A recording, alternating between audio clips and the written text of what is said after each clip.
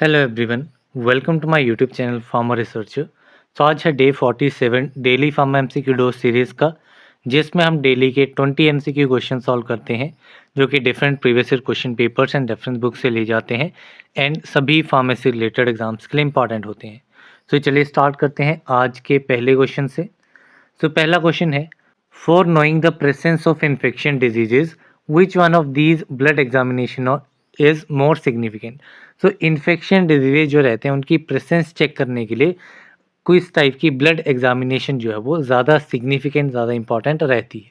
तो इसमें आपकी एग्जामिनेशन रहती है ESR, that is erythrocyte sedimentation rate. तो यहाँ पे आपका option A will be the correct answer. The next question है, dehydration is caused in the human body due to. तो ह्यूमन बॉडी में डिहाइड्रेशन जो है वो किसकी वजह से होती है। तो डिहाइड्रेशन मीन्स वाटर की कमी। तो लॉस ऑफ वाटर की वजह से जो है वो आपका डिहाइड्रेशन बॉडी में होता है। तो यहाँ पे option B is correct. Then next question है, arrange the following in the decreasing order of their bioavailability and mark the correct order. तो यहाँ पे डिफरेंट आपके डोजेज फॉर्म्स दी गई हैं, जैसे कि compress tablet, solution, capsules and suspension. तो इनको डिक्रीजिंग ऑर्डर में as per the bioavailability हमें अरेंज करना है। So tablet, solution, capsule and suspension, इसमें सबसे ज़्यादा बायो अवेलेबिलिटी किसकी रहेगी, ये आपकी रहेगी सॉल्यूशन फॉर्म में। क्योंकि अगर हम कोई भी डोजेज फॉर्म देते हैं तो वो बॉडी में जाकर के सबसे पहले सॉल्यूशन फॉर्म में जाती है, उसी के बाद में सॉल्यूशन फॉर्म में जाने के बाद वो कन्वर्ट होती है, अब्जॉर्प्शन के लिए रेडी होती है। तो सॉल्यूशन जो है वो सबसे ज़्यादा अब्जॉर्ब होगा। ठीक है, उसके बाद आपकी आती है सस्पेंशन। ठीक है, क्योंकि सस्पेंशन भी आपकी लिक्विड डोजेज फॉर्म है एंड इसमें आपका सॉलिड प्रेजेंट होता है।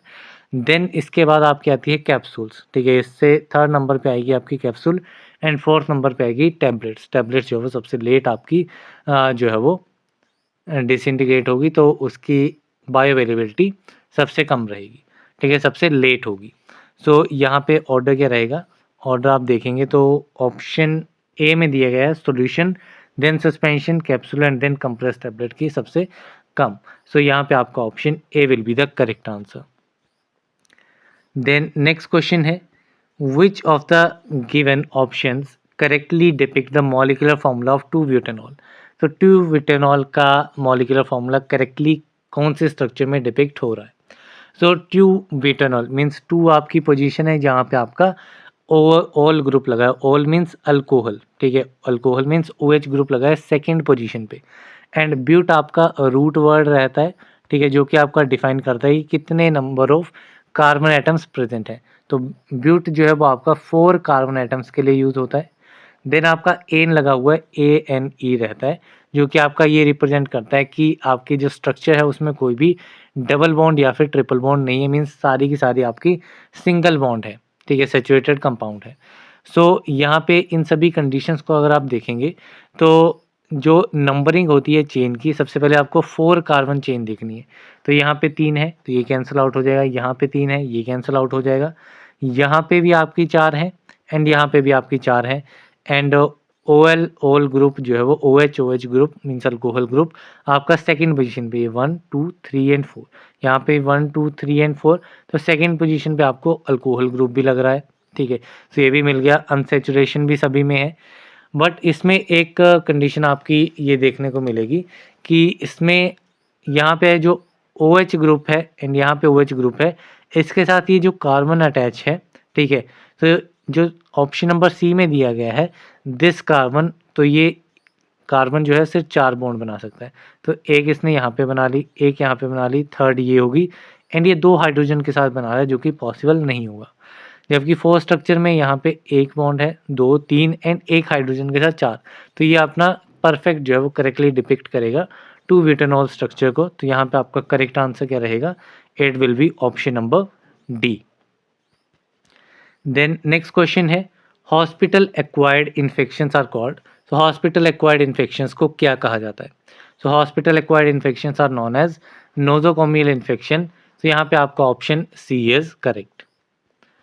देन नेक्स्ट क्वेश्चन है, EEG is utilize to diagnose the disease is associated with the. So EEG आपका क्या रहता है, it is electro एनसेफेलोग्राम। It is electro एनसेफेलोग्राम and ये आपका ब्रेन के साथ एसोसिएटेड डिजीज को डायग्नोज करने के लिए यूजफुल रहता है। तो यहाँ पे option D is correct.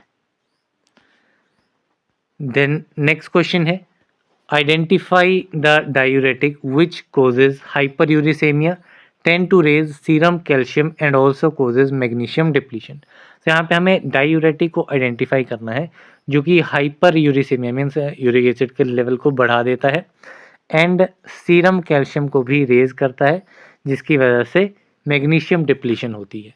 So this drug is chlorothiazide. So यहाँ पे आपका option D will be the correct answer. Next question है, mitomycin C is an antibiotic isolated from. तो माइटोमाइसिन सी एंटीबायोटिक जो है वो कहाँ से आइसोलेट होता है? So it is isolated from streptomyces caespitosus. So यहाँ पे आपका option D is correct.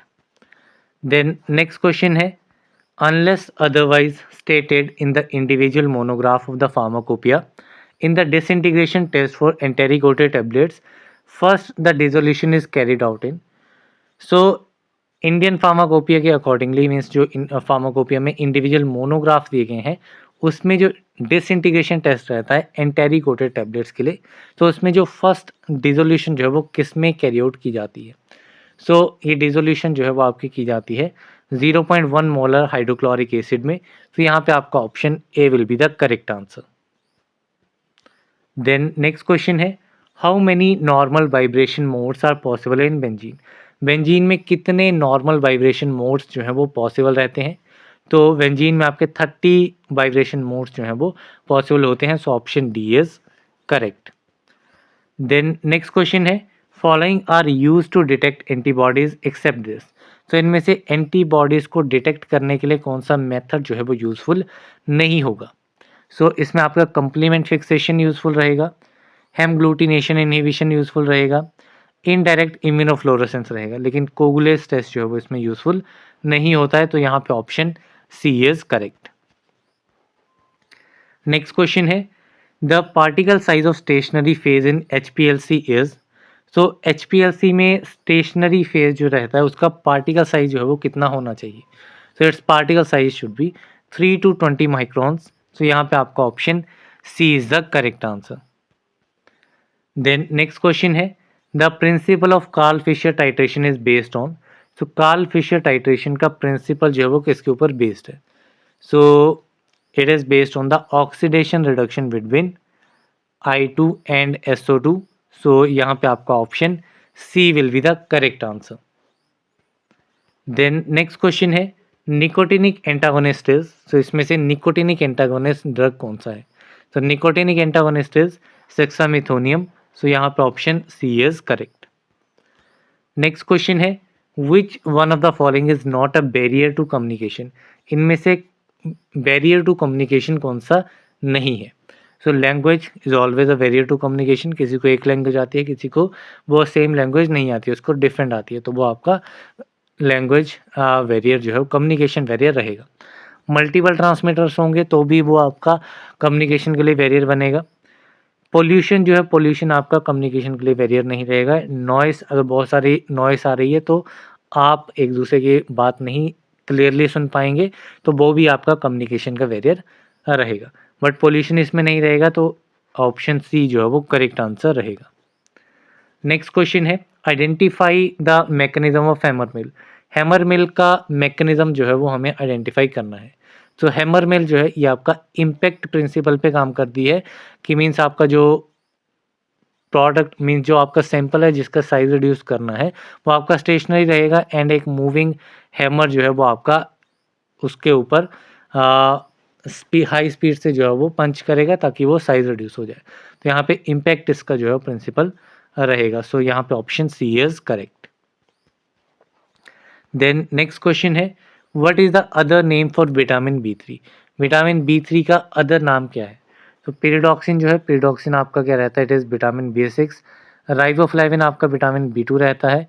Pantothenic acid vitamin B5 and nicotinic acid रहता है आपका विटामिन B3 जिसको नियासिन भी कहा जाता है। सो यहाँ पे option D is correct. Next question है, which of the following is a synthetic sweetener. इनमें से सिंथेटिक स्वीटनर हमें आइडेंटिफाई करना है। So glucose, sucrose, sorbitol and aspartame. तो एस्पार्टेम जो है ये आपका सिंथेटिक स्वीटनर होता है and it is 200 times more sweeter than sucrose. So यहाँ पे आपका option D is correct. Then next question है in diabetes mellitus the level of. तो डायबिटीज़ मेलाइटस में लेवल जो है वो कैसा रहता है? तो इसमें ग्लूकोज लेवल जो है वो इंक्रीज कर जाता है ब्लड में। सो यहाँ पे आपका option B is the correct answer. Then next question है a patient ask for ibuprofen gel the pharmacist may dispense. So एक पेशेंट ने इबुप्रोफेन जेल जो है वो मांगा है फार्मासिस्ट से, तो वो इनमें से किस प्रोडक्ट को डिस्पेंस करेगा? सो इबूटॉप जो है ये आपका ब्रांड नेम रहता है इबुप्रोफेन जेल के लिए। सो a pharmacist may dispense इबूटॉप। So यहाँ पे option D is correct. So इसी के साथ में 20 MCQ questions are complete. So that's all for this video. मिलते हैं अगली वीडियो में, तब तक के लिए थैंक यू वेरी मच।